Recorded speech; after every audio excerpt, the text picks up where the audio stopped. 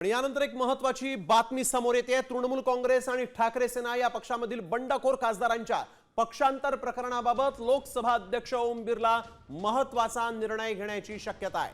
सूत्रांनी तशी माहिती दिली आहे। संसदेच्या आगामी अधिवेशनापूर्वी अपात्रतेच्या याचिकांवर फैसला येऊ शकतो आणि यामुळे दोन्ही पक्षातील खासदारांची धाकधूक वाढलेली आहे।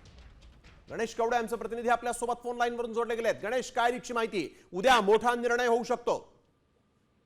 नक्कीच खरं तर गेल्या काही दिवसांमध्ये आहे ते दोन पक्ष खरं तर फुटलेले आहेत आणि याचं दुसऱ्या पक्षामध्ये मर्ज आहेत ते झालेले पाहायला मिळत आहेत। 2/3 मेजॉरिटीने हे मर्जिंग झाले। मात्र या सगळ्या संदर्भामध्ये आहे ती याचिका आहेत त्या ओम बिर्ला यांच्याकडे देण्यात आलेल्या आहेत। खरं तर सोमवारपासून या सगळ्या संदर्भातलं अधिवेशन आहे ते सुरू होताना पाहायला मिळतं आणि याच अगोदर खरं तर या सगळ्या संदर्भामध्ये आहेत ते ओम बिर्ला निर्णय देखील देण्याची शक्यता आहे ती वर्तवली जाते। प्रामुख्याने शिवसेना उभाटा ही फुटलेली आहे आणि एकनाथ शिंदे यांच्या शिवसेनेमध्ये आहे ते सहभागी झाले। तर दुसरीकडे पश्चिम बंगालमधले टीएमसीचे जे खासदार आहेत हे देखील फुटून एका पक्षामध्ये आहेत ते विलीन झालेले आहेत। या दोन्ही पक्षासंदर्भामध्ये आता ओम बिर्ला नेमका काय निर्णय घेतात हे देखील पाहणं गरजेचं आहे। बिलकुल, धन्यवाद गणेश आपण दिलेल्या या सविस्तर माहितीसाठी।